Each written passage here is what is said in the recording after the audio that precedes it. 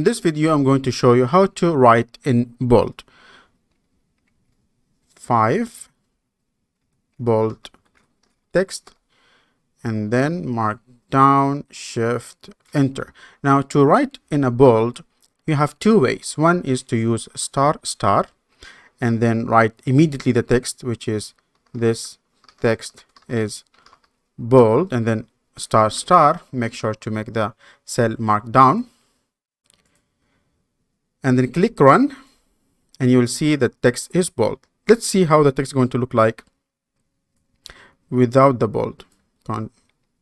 Control C, Shift, Control V, Shift, Enter, and it's appearing beside each other. So I'm going to do something that we learned in the previous video, which is break. And this is the regular text, and this is the bold text. There is another way of writing a bold text, which is using underscore, another bold text, underscore, Shift, Enter.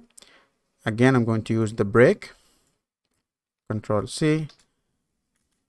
So bold text using star, bold text using underscore, and this is a regular text.